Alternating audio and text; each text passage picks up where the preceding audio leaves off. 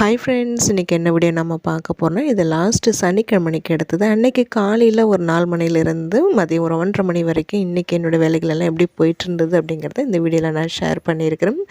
அன்றைக்கி ஆடி கிருத்திகை, கோகுலாஷ்டமி, அது கிருஷ்ண ஜெயந்தி ரெண்டும் ஒரே நாளில் வர்றது ரொம்ப ரொம்ப விசேஷமான நாள். அன்றைக்கி கொஞ்சம் காலையில் சீக்கிரமாகவே எழுந்திரிச்சிட்டேன்.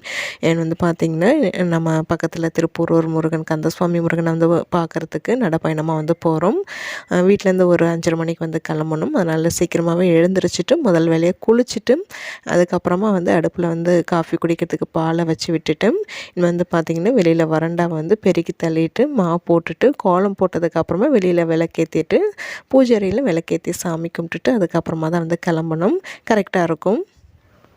காலை டைமில் எழுந்திருக்கிறதுக்கு கொஞ்சம் கஷ்டமாக தாங்க இருக்குது. இருந்தாலும் எழுந்திரிச்சிட்டோம்னா அதுக்கப்புறம் ஆட்டோமேட்டிக்காக சுறுசுறுப்பு வந்துடுது. குளிச்சதுக்கப்புறம் எனக்கு எழுந்திருக்கிறதாங்க ஒரு பெரிய டாஸ்க்காக இருக்கும். 4 மணிக்கு எழுந்திருக்கணும்னா நான் அதுக்கு 3:30லேருந்து ஒரு 3 அலாரமாவது வச்சிருவேன். அதை ஆஃப் பண்ணிவிட்டு அந்த ஒரு 10 நிமிஷம் தூங்குறது அது ஒரு பெரிய சொர்க்கம் தாங்க. அதுக்கப்புறமா தான் 4 மணினா கரெக்டாக அந்த 4 மணி அலாரம் அடிக்கும்போது எழுந்திருவேன். ஆனால் இது வரைக்கும் அலாரம் வைக்காமல் நானாக தானே எழுந்திரிச்சதே கிடையாதுங்க. சரித்திரமே இல்லை. ஒன்று அலாரம் வச்சா தான் எழுந்திருப்பேன். அப்படி அலாரம் வைக்கலன்னா அன்றைக்கி வேலை முடிஞ்சுது. இல்லாட்டினா சாதனை அப்பா எழுப்பி விடுவாங்களே தவிர நானாலாம் முழிப்பு எழுந்ததே கிடையாது. மேக்ஸிமம் அலாரம் நான் எழுந்திருக்கணும்னா ஒரு 5லேருந்து ஒரு 6 அலாரமாவது வச்சுருவேங்க. 10 நிமிஷத்துக்கு ஒன்று அதை அடிச்சுக்கிட்டே இருக்கும். அதுக்கப்புறமா தான் பொறுமையாக எழுந்திரிச்சு வருவேன். அது ஆரம்பத்துலேருந்து அப்படியே பழகினதுனால அது மாற்றிக்க முடியல. இருந்தாலும் அந்த என்ன டைமுக்கு எழுந்திருக்கணும்னு நினைக்கிறோன்னா கரெக்டாக எழுந்திருவேன் நான் அலாரம் வச்சு. விசேஷ விரத நாட்கள்லாம் பார்த்திங்கன்னா காலையில் கொஞ்சம் சீக்கிரமாகவே எழுந்திருவேன். அன்றைக்கி காலையில் விளக்கேற்றி சாமியும் கும்பிட்டுடுவேன். பார்த்திங்கன்னா காஃபி போட்டு குடிச்சிட்டு அவங்களுக்கு போட்டு எழுப்பணும். அவங்க ஃப்ரெஷ் ஆகிட்டு அதுக்கப்புறமா தான் இன்னும் கொண்டு விடணும். வீட்டிலேருந்து நடைப்பயணம் கிடையாதுங்க. இதுலேருந்து ஒரு 1.5 கிலோமீட்டரில் ஃப்ரெண்டு வீடு அப்பார்ட்மெண்ட்டில் இருக்காங்க. அங்கே போய் என்னோடய வண்டி போட்டுட்டு அதுக்கப்புறமா தான் அங்கேருந்து நடைப்பயணம் ஸ்டார்ட் பண்ணுவோம். கரெக்டாக ஒரு 7 கிலோமீட்டர் வருங்க. காஃபி ஆற்றிட்டு இருக்கும்போது டக்குன்னு ஞாபகம் வந்தது. மிஷினில் துணி போட்டு விட்டுட்டோம்னா நம்ம வரத்துக்குள்ளே துவச்சி முடிச்சிடும். போகும்போது சாதனா பட்ட சொல்லிட்டு போயிட்டோம்னா அவங்க கொஞ்சம் பார்த்துப்பாங்க.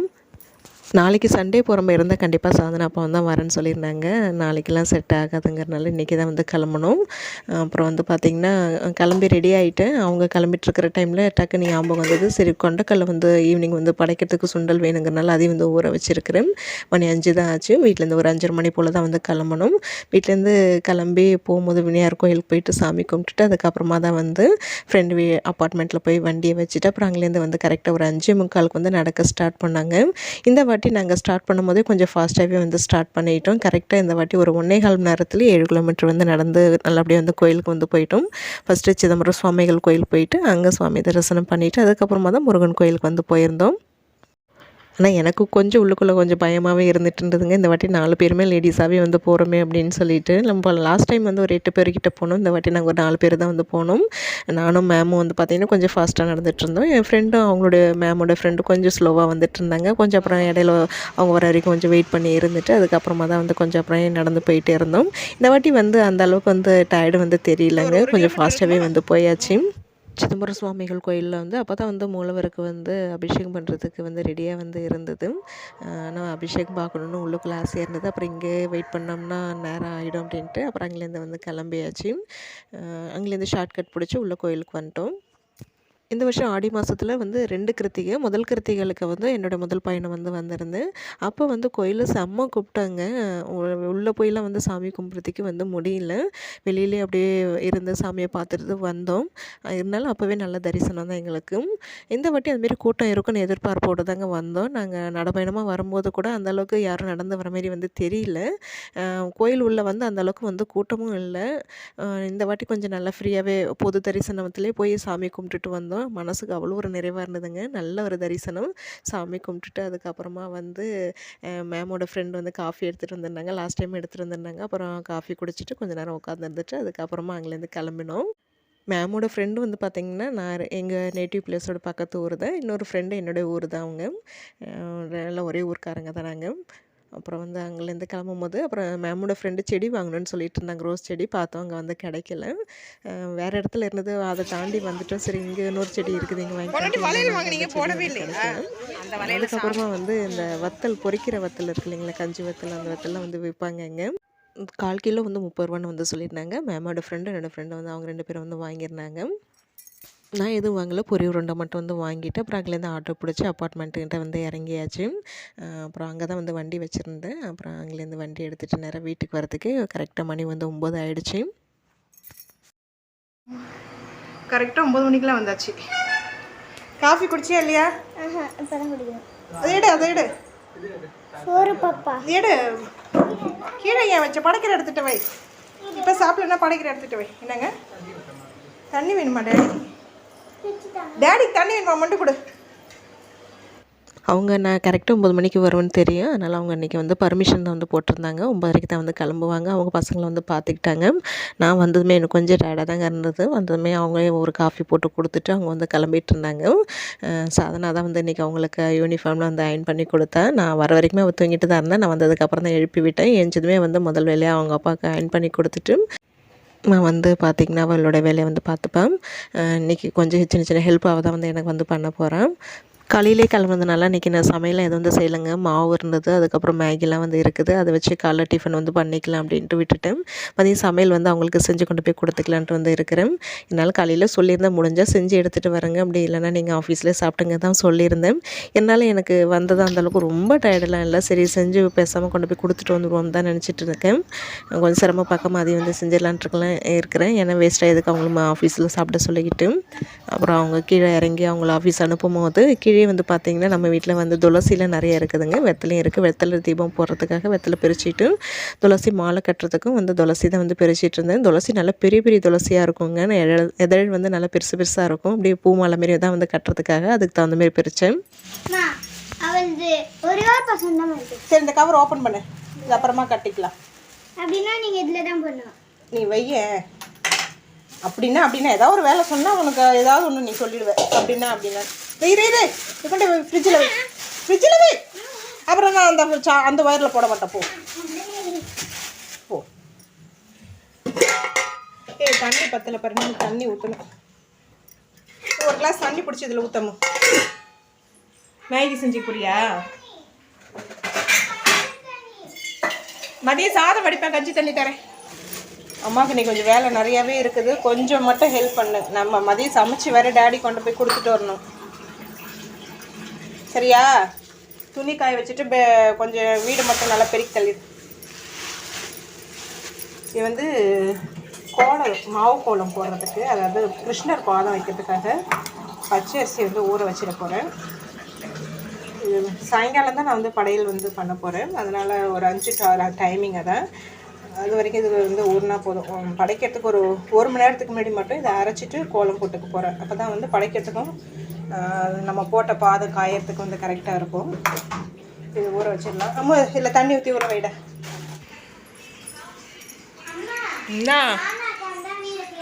நீ அக்கா தான் வீடு க்ளீன் பண்ணிங்களாடி? துணிகள் எடுத்துகிட்டு வந்து வச்சிங்களாடி? துணிகளை ஸ்கூல் பேக்கு, இந்த ஷோஃபை மட்டும் எவ்வளோ கண்ணாபுரான்னு இருக்குது க்ளீன் பண்ண. நீங்கள் ஸ்கூல் பேக்கு போய் ரூமில் வைக்க வேண்டியதானே? சரி, இப்போ அம்மாவுக்கு வேலை இருக்குது. வேலையை முடிச்சுட்டு டைம் இல்லை, அப்பாவுக்கு லஞ்ச் கொண்டு கொடுக்கணும்.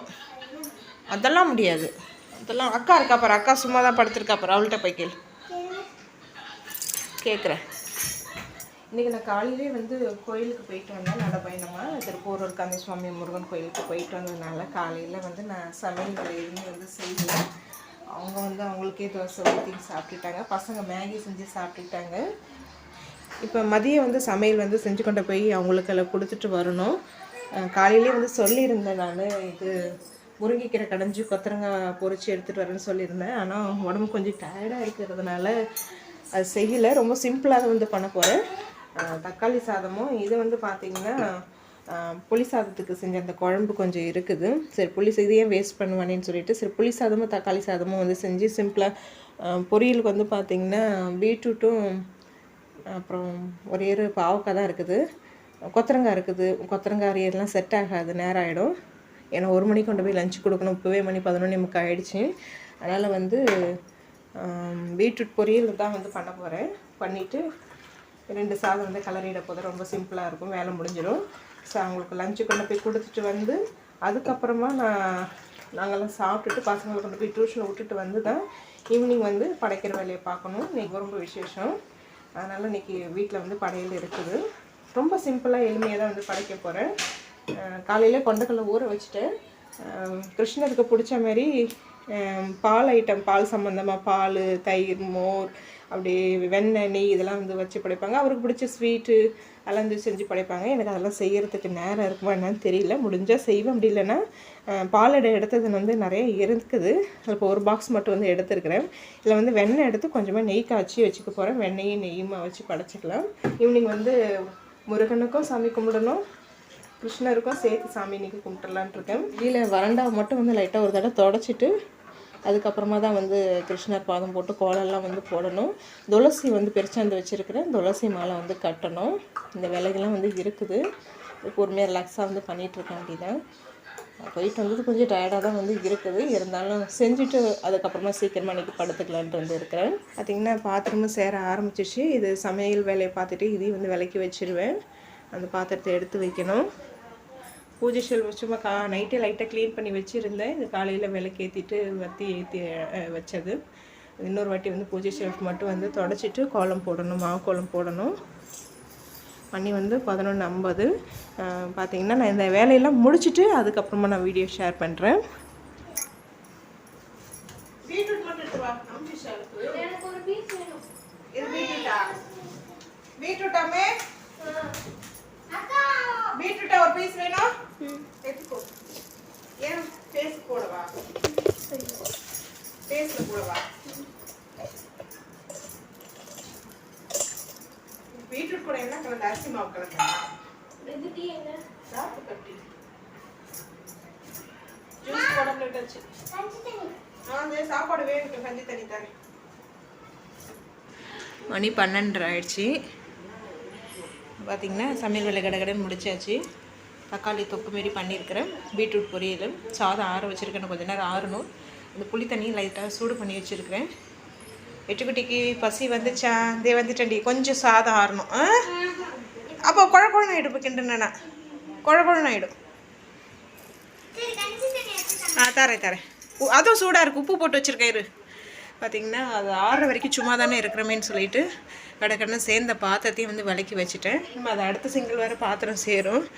சாப்பிட்றது கலர்றதுன்னு சொல்லிட்டு அடுத்த சிங்கிள் சேரும். சரி அது பொறுமையாக விளக்கிக்கலான்னு இருக்கேன். இப்போ சும்மா தானே இருக்கிறேன்னு சொல்லிட்டு இந்த வேலையை வந்து முடிச்சுட்டேன். கையோட வந்து கேஸ் ஸ்டவ்வையும் வந்து நல்லா கழுவி விட்டுட்டேங்க. எனக்கு சமைக்கும் போது அங்கங்கே தெரிச்சதுலாம் ஒரு மாதிரி இருந்தது. துடைக்கிறதோட கழுவுறது கொஞ்சம் ஈஸியாக இருக்கும்.